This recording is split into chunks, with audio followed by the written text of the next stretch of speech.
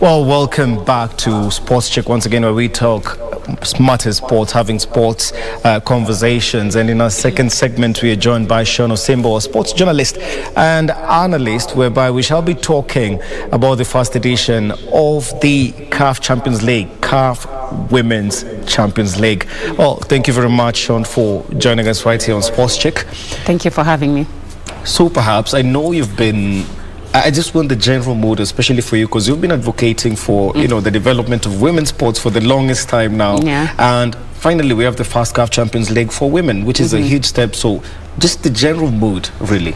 I think it's quite a big step when it comes to Africa in terms of supporting the women's football. I think this is good because most women across the continent didn't have something major to play for, unlike the men's clubs. The men's clubs, everyone tries to fight for that number 1 and number 2 spot because of the CAF Champions League and the CAF Confederations Cup. Then when it came to the women, there was nothing else to play for. So you just do whatever is happening in the Women's Premier League, and then that's it. But now you will see even how hard they are to go when it comes to the Kenyan Women Premier League, because everyone will be like, we want to take part in the CECAFA, that is Women's Champions League qualifiers, before we go to the main one. So what happened is that CAF introduced this year. This is the CAF Women's Champions League. The first edition is going to be held in Egypt starting this Friday. Quite an exciting moment for the continent as a whole. And I've been here a million times talking about women's football, and someone somewhere saw it, and I was also invited to be among the media officers for the CECAFA Women's Champions League qualifiers, which was, I think, the most exciting qualifiers, because we had more than 80 goals, imagine, during the group stage. And then Vihiga Queens, I know I'm Kenyan, I was like, yeah, and then Vihiga Queens went ahead and actually won that, beating CBE FC of Ethiopia. And CBE are not a small team. They had actually beaten Vihiga in the first match. Yes, in the group stage. Exactly. But what I liked about Vihiga, after that loss to CBE, they kept on growing and bettering themselves. So by the time they got to the final, they knew what they wanted. And if you remember the likes of Gentrix is just, she's just the one on the field. Gentrix was so phenomenal, lady of the match and all that. It was so nice to see how the club grew and grew. And remember, before that, they had just changed the coach. I think 1 week to the 2 weeks to the tournament. Really. Yeah, so that was amazing to just see that. And now they are in Egypt, ready for that tournament. I know they're in a very crazy group, that is Vihiga Queens, because they have Mamelodi Sundowns, they have the champions from Morocco, and they also have the champions from Nigeria. So Group B is actually the group of death, but also Group A is tight. Like, all the teams involved, they're actually very nice. So let's see how that goes. I know we'll be cheering them behind the scenes. Okay. Yeah. Obviously, Shon is going to be modest about the excitement around that, and so are we, really. Now, back to the conversation we were having, of course, about women football and the steps it has taken recently, in recent months, years, since we last had this conversation. And this is, as you said, it's a noble idea, of course. Finally, women can have, the Continental Champions League, not only about watching, Zamalek, Go, Tusker and the likes. But then again, do you think that, it's part of a grander, let's say, strategy, really? Because there's so much involved in developing the game, really. It's not only about having tournaments. It's about, how you organize yourself, the people, of course, in leadership of the sport. So what's your take on that, really? Do you think it is a greater, scheme of things to come? Yes, it's actually part of the strategy that was laid down by FIFA. And as you have seen, even here, when we were doing the CECAFA Women's Champions League qualifiers, I also had the humble opportunity to meet, FIFA Secretary General, that is Fatma Somora. And also we had the FIFA Chief Women's Football, that is Officer Sarai Behrman. And I also got an opportunity to talk to them, and you would understand what they need to do for the women's football. The last World Cup for the women attracted quite a number, as we had discussed on the show, months ago. And now in 2023, they would love it to be like a women's affair, from the referees. Even right now, there's training going on for the VAR, women from across the world have been flown to a certain location to be taught each and everything. So they want, like, when the World Cup comes, that is 2023, the FIFA Women's World Cup, women are involved. from the fans, you know, going to the stadium, and just not just the women alone, including the men and all that, just to be a whole football affair involving the women. So developing talent, I know you'll be seeing more of those workshops here in Kenya, where they train the referees, they'll be talking to the clubs, they will be understanding. That's why Fatma is going across the world doing that. And even the most wonderful thing is when I saw her in Saudi, you know, a nation like Saudi, and they're welcoming her, and she had a chance to meet the Saudi national women's team. You know, when you see that in an Arab country, you know how serious FIFA are when it comes to women's football, despite the restrictions in some of those countries. So that is exactly part of a bigger strategy when it comes to women's football. Okay. Yeah. Now we've talked about, you know, continentally, globally, what FIFA is trying to do, but, you know, looking back at, you know, where we are in Kenya, really, can you say that we've taken significant steps in the last, let's say, 2 years in the way we try to develop the game amongst, you know, little girls who are going really to be the ones who are, you know, going to be representing us, be it starlets, be it the next Vihiga queens and whatnot. Do you think we're on the right path in developing, you know, football among women at this point? I feel we are not yet there. The conversation is actually happening, but we're not yet there. I'm not seeing enough workshops. I'm not seeing the federation move around training these women the numbers that we're supposed to see. What is happening is that Harambee Starlets are actually performing nicely locally and internationally. So you see, you cannot ignore them. Literally, Harambee Starlets. Harambee Starlets are actually, you're like, yeah, but Harambee Starlets are actually performing well, that you cannot ignore them. Because of what Harambee Starlets are doing, the federation has no choice but to invest. The federation has no choice because, you know, once the media has put the news out there, everyone is interested. Let's talk about what just happened. You know, the Women Africa Cup of Nations is coming up. It was supposed to happen in 2020, but it didn't happen because of COVID, so it was pushed to 2022. Now, what Harambee Starlets have done, the matches they were playing with South Sudan, they actually got past with a very, very big aggregate margin. I think 15-1, yeah? It was actually over in the first leg. So. Yeah, it was over in the first leg when they did 8-0. And then now we are talking about them playing Uganda in February 2022. What people don't understand, and I think I want to put it out there, if Harambee Starlets win this, they go to the Women Africa Cup of Nations in Morocco. And in Morocco, they're not just playing for nothing. The first 4 teams, they get to go to the FIFA World Cup 2023. So you see, there's so much more to play for. And that's why Starlets, they have put everything in it. When we talk about stars, World Cup out. Africa Cup of Nations next year out. So you see everything. These girls keep on holding our football name out there day in, day out. So it's time to actually invest more. And you know, when it comes to investing more, I'm talking about the finances. It's not, you know, I'm all about equal pay. Let the allowances be the same. Because here in Kenya, I know many corporates can put what they have with the Starlets, but of course, you know what is happening in the federation, so that they need to create a very good environment where the corporates can feel safe, because Starlets have already done the job. So it's just the corporates and the fans and everyone, all the stakeholders involved in football, to help them go there. Remember, even as we were talking about Vihiga Queens, there was this fear of they had to call up more than 6 players from Vihiga Queens to go take part in the Starlets. That's how good the Vihiga Queens are. So people are like, okay, you guys are, Gentrix there is playing for Starlets.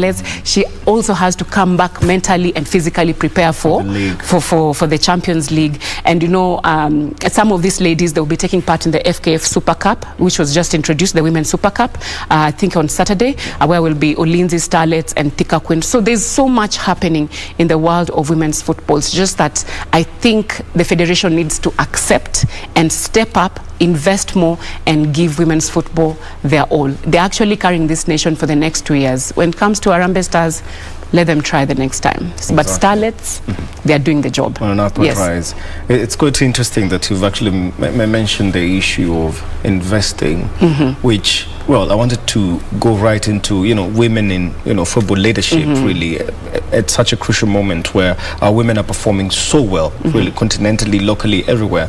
But then, let's talk about, is it about the investments that we have an issue here in Kenya, or is it about the management of the said funds? Because just an article this morning in one of the local newspapers talking about how much has been invested in sports in the last 1 year, correct me if I'm wrong, that more than 3.5 billion shillings, some to stadia, which, well, 2 of them are banned from international matches. Exactly. We don't get it, yeah. Exactly. So is it really about the investing bit? Because obviously you as an investor, why would you invest if you're seeing every day, you're seeing, conflicts about maybe even at the moment, the ministry versus, the federation.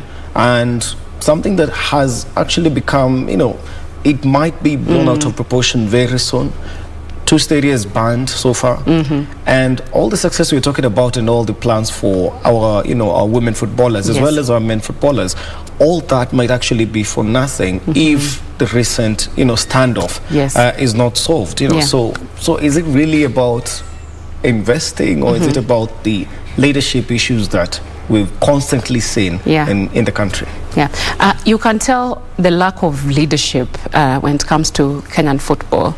And I'll take an example. Of course, there's always that, let's be honest, there's always that part the federation will be like, please government, don't interfere, we might get banned by FIFA. But then when you come to the fans, they're like, we are ready to get banned as long as this leadership is changed. So you see that at the end of the day puts the current player in a very bad situation, because at the end of the day we forget this is their passion, but at the same time we're trying to save them, and we're trying to make them see how much more they can make, how much more they can be developed, how much more what they can do. The thing is, and the honest truth, the reason why some corporates and big corporates in Kenya are not putting the money towards this, especially Harambee Starlets team and Harambee Stars, is not, it just comes down to misappropriation of funds. Because you put in, let's say, 300 million, and then whatever goes to the player after each and everything, you realize it's 10 million. And then you realize 290 was administration costs, or things here and there. There's nothing to motivate the player. There's nothing to develop the player. There's nothing for the workshops. There's nothing that goes to nurture talent, seriously. When you talk about academies here in Nairobi or even across the country, where some, maybe the federation can go visit and help, develop or nurture, there's nothing, literally. Most of them are private academies. There's nothing that you can say the federation has done, where the federation has put their money, where the federation has put the time when it comes to nurturing young talent. The beauty just about Kenya is that most people are developed, like, when they go play the ball on the street, that's how, and it's not supposed to be like that. That can just be the starting place. And then 1 year down the line, you're in an academy, you're being developed, everything for you is being paid for. Your school, your health, all you do is play. By the time I think they're grown, you can tell, we can even win the women. I told you, Harambee Starlets, if all this is solved between the federation and the government, and we really decide, like other countries, how the government and the federation, they work together, they're in conjunction and all that, Harambee Starlets might just win the Women's World Cup soon, because they have the talent, and there's so much talent in this country. But yes, I think everything, lack of leadership, but can we just be honest, it's misappropriation of funds. Me too, as an investor, I'll be afraid to put my money into the federation or anything the federation does. Okay, now moving forward, if we were to achieve all the good things that you've talked about, and really they are achievable, as a matter of fact. We've seen how Starlets has been performing, and how the local league has been performing in recent years. There's really a lot to look forward to. But then again, what do you think should be used to incentivize, let's say, players as we try to carry out all these campaigns to change perception about women football in the country? Maybe about incentives needed, because as you just said, if the current situation persists, then why would I let my daughter become a footballer or something of the sort? So exactly, I think this has been, whatever is happening between the federation and the government has been brewing under the table. I think as journalists we were not shocked when it blew up, but it has been there for such a long time. But I think it is as simple as the two sides actually sitting on a table. This is what we want from you. As a government, yes, we have been giving you money, but we feel like it's not being put to use the way we want to. And then as a federation, you say, this money, maybe it's not enough, or this money, this is how we use it. But on our side, we're going to make everything clear when it comes to the workshops, when it comes to nurturing talent, when it comes to going around the country looking for the best talent. Because at the end of the day, there's politics in everything. And that is what I think Kenyans need to accept. There's politics in football. There's politics when it comes to even picking players for Harambee Starlets. Let's not even go deep into it. There's politics when it comes to their allowances. There's politics everywhere. So if the politics are put aside and we decide, no, this is about the player, this is about the passion for these ladies, we take good care of them. We make sure when they're in camp, they are well fed, their allowances are paid on time, and they have been chosen well. When you see, Starlets are very good, but there's still some big names missing.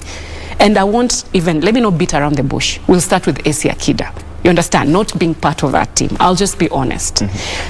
Politics and politics around it, but she's really good. You don't know what she can do going to the Women African Cup of Nations, because I personally feel like we will get past Uganda in February 2022, but let's put that aside. So if we put the politics aside and these two sides sit on the table, I think women's football is going to win, because I feel like the girls are doing the job, but then already the institutions are letting them down. You understand? Yeah. Same thing with Stars. They've been doing the job, then the institution lets them down, and maybe you get some players are getting involved even in the politics, and then that's how you start seeing the performance degrade day by day. So if there's these two parties need to sit down, agree. These players don't want much development. Train officials, that is when it comes to the officials, and make sure the allowances are paid on time. Just make sure they can go home and buy some sugar for their mothers. In a few years, they can even buy a house for their parents. That is what most Africans actually, when you go to work, even you, Munga, when you come to work, the first thing you think about is family and how to take care of your family. That's all they want, to be comfortable. If they're comfortable, we're going to win so many trophies in this country. Okay. Yeah. Quite passionate about that. I know. Indeed. I feel like yes. Now, there's a topic really, just something to note. FIFA. Spoken about institutions, FIFA has been doing, let's say, its best. Okay, it has been improving in its efforts to popularize the game. Obviously, double the financing for all strategies, all development of football all over the world, and 60 million football players in 10 years. Actually, by 2026. How achievable is that? Because FIFA wants there to be 60 million as part of its campaign, really, which, with the funding that's available at the moment, I'm not talking about local federations, because you've had your say on that, but just how practical is there? Because I don't understand, women's football is actually on the rise at the moment, and nowadays people even speak about not only the Kenyan Women Premier League, you have the WSL Women's Super League in the UK, obviously, where some people are changing teams to the women's teams since the men's teams are not performing, something of the like. But how practical is that? 60 million, and at the moment it's, let's say, 15 million. Yeah, I feel like it's very achievable. When you look at it, you'll understand how it's being done. The strategy is very clear, and the good thing with I told you, women's football is that they're trying to correct the mistakes they've made with men's football. Through women's football. So they're trying to start on a better note, on a bigger note. And men's football has been quite there for some time, since, way back, but they're trying their best to do it differently. The only problem, I think, the only challenge FIFA are facing is that at the end of the day, you still have to work with the local federation. You still have to work with the country's federation. FIFA cannot just come and say, no, they have to go, that's why they have FKF, that's why they have TFF, that's why they have the Ugandan ones go FUFA, that's why they have that, so that they can go through those officials and get to understand, okay, this is the Kenya's women's football scene. This is what they need. So it's up to the federations to actually understand what FIFA want and try to implement it. Some of them are implementing it, but of course, then again, with politics in it. So I think it's very achievable. From FIFA's standpoint, the reason why they put that number, it's very achievable, but will the federations deliver? I think that's the question. But I hope FIFA can hold them accountable if they don't deliver. Okay. Yeah. Will the federations deliver? Will FIFA deliver? But for now, Shon, as we wind up, since we talked about the respective people involved in this, will they deliver? There's one integral part you forgot about. Obviously, you've been talking about changing the perception on football. So maybe as we wind up, maybe you can look into that camera. Actually urge Kenyans, rally behind women's football, not only in Kenya, really worldwide. The same hype that people have, flocking entertainment, joints to watch. You get the drift. So as we wind up, just talk to the fans out there, of course, in regards to developing women football and how they can be a part of it. Because without the fans, the game is kind of dead. Exactly. Yes. All right. Camera too. All right. So I would just love to urge Kenyans to continue supporting women's football. I know 2020 was quite a tough year for everyone, including the corporates.